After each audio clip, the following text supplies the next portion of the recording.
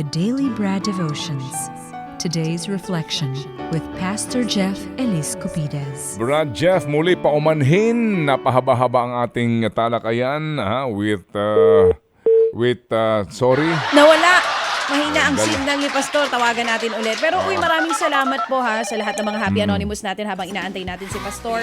Si Happy Mega nagpadala ng 2,000. Happy June 1,000. Happy Marie 2,000. Si Happy Principal at Happy Dio tag 500. Happy Apple 1,000. Happy Banker 500. Happy KJ and Fam 1,000. Happy OM tag 500. Happy KNS 500. At marami pa pong iba. Kung di ko man po kayo nabanggit, asahan niyo pong lahat po ito ay diretsyong mapupunta kay Ate Mary Ann ng Tondo, Manila. Itong kwento rin ni Mary ang kakaiba, no ha? Magbubukid po ang kanyang mga magulang pero 3 sa kanila ay nakapagtapos. Siya ho sa kolehiyo, no? Education. Alright, ating pong balikan si Brad Jeff Eliscopides. Brad Jeff, sorry ha, you have to wait kasi ang kwento ni Mary Ann ay talaga namang kamangha-mangha din at verbatim kanyang naibahagi ang aral natin kahapon. Go ahead, Brad. Brad, ako din na may technical difficulty. Kahapon pa wala internet sa bahay. Yan. Naka-data lang tayo. Naka-data. So, wag kang mag-alala, Brad Jeff, dahil maganda ka pa rin lalaki. Blurred lang ng konti, pero malinaw ang audio. Oo. Ano lang ikaw ngayon? Mukha ka lang ngayong ermitanyo. Yun lang ang kaibahan kahapon. Hindi, balika. Hindi masyadong makita ngayon ang puting buhok kasi blurred. Hindi malinaw. Okay, sige. So Brad Jeff, go ahead, Brad Jeff, go ahead. Yes, Brad, gusto ko lang batiin muna yung aking mga pinsan, si Nico at si Maxine ko. Thank you for tuning in. Brad, nabanggit mo kahapon na Family Week, tama ba? Ngayon, yes, Family Week. Family. This week. Yan.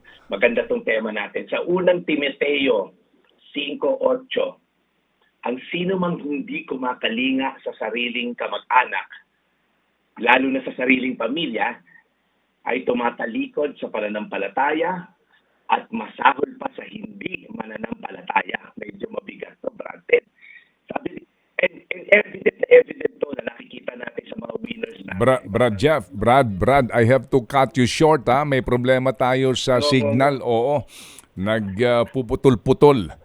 We have to address this technical problem. Nandun po kay Brad Jeff ang problema kasi nga wala daw ho siyang internet. Tawagan natin. Baka mas malinaw ito sa telepono. Sa telepono. Phone na lang tayo for today's video. Pero nakikinig sa atin ang Grab driver na favorite naman daw niya yung pakikipag-usap natin dun sa mga tao na may iba't ibang pinagdadaanan sa buhay. Si Kuya Jerry Baladhay, ang isa sa mga Happy Anonymous natin, nasakyan siya at nakatutok sa atin, si Kuya Jerry. Thank you, Kuya Jerry. Ito lang ho talaga ay patunay na marami po ang naghihikahos, pero ang galaw pa rin po sa mundo ay patas. Amen. Yun ang pinaka-importante dyan. Hikahos ka man, patas pa rin. Di po ba? Alright, sige. So, ating balikan si Brad Jeff Eliscopides. Brad, go ahead. Nandun ka na sa pagpahayag mo ng magandang balita. Go ahead. Pagpasensyahan nyo na po, inaayos na po natin ang ating technology glitches. Sabi nga, Brad Ted, sa unang Timoteo, inulit ko, sino mang hindi kumakalinga sa sariling kamag-anak. I think, Brad Ted, inaral na natin to 2 weeks ago about the basic unit of society is family.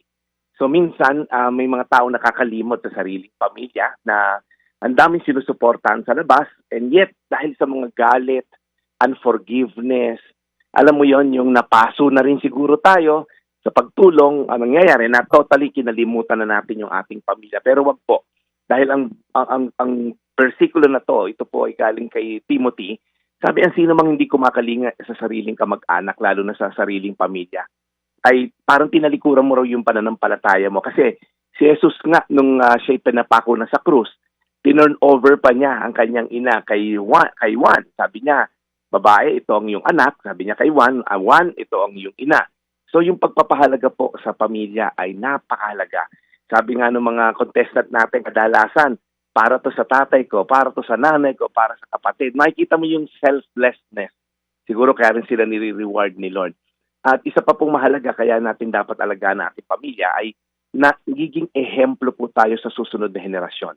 Nanonood po yung ating mga anak, yung mga apo nung lolo't lola nila, no? Nanonood po sila kung paano natin tinitreat yung ating mga magulang at mahal sa buhay. At kung tayo po yung magsisimula ng isang henerasyon na galit sa previous generation, tuloy-tuloy po yan. Magiging galit din yung mga anak natin sa kanilang lolo't lola, and so on and so forth.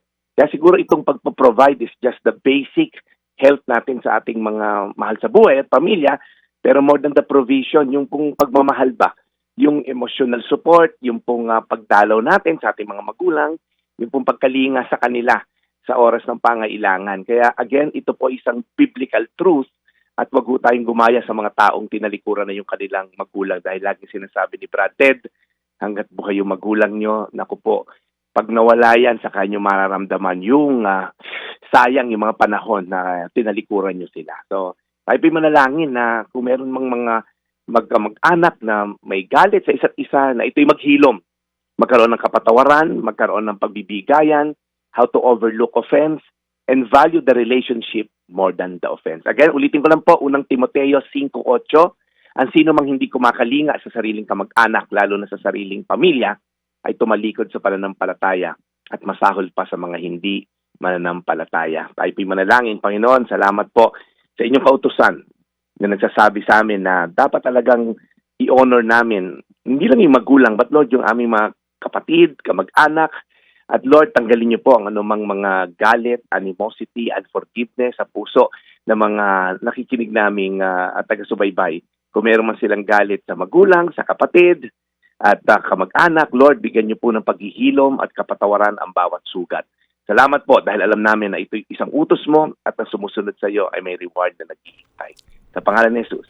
Amen. Amen. Amen. Panginoon, muli po kami dumudulog sa inyo. Alagaan niyo po lagi si Brad Jeff Eliscopides and always bless his mission. And Lord, thank you muli po sa pakikinig po sa kwentong buhay ni Mary Ann. Dito po muli kaming nakakuha na napaka-importanteng aral. Pagpalain po ninyo ang lahat ng mga tulad ni Mary Ann na nakikinig po ngayon sa aming programa. In Jesus' name we pray. Amen. Amen. Amen. Amen. So Brad Jeff, hopefully by tomorrow, baka okay ng ating internet connection dyan sa inyong lugar. Oo nga. Tinignan ko nga, Ted, bayad naman ako eh. Bakit Oo, nangyayari talaga yan. Nangyayari. Kaya nga, kung wala kang control dyan, may control tayo sa ating kaisipan at emosyon. Yun na lang yun. Amen. Correct. Diba? Talo ang pikon. Sige. Talo ang pikon. Yeah. Okay. Salamat, Brad. We'll catch you tomorrow. Sige. Salamat din sa pakikinig, Brian at Joyce Posadas. Ito po yung Daily Brad, your daily dose of inspiration. Serving the people, Brad Jeff Eliscopides. Ted Filon at DJ Chacha. Ngayon, nasa Radyo 5, 92.3 News FM. Monday to Friday, 6 to 10 a.m.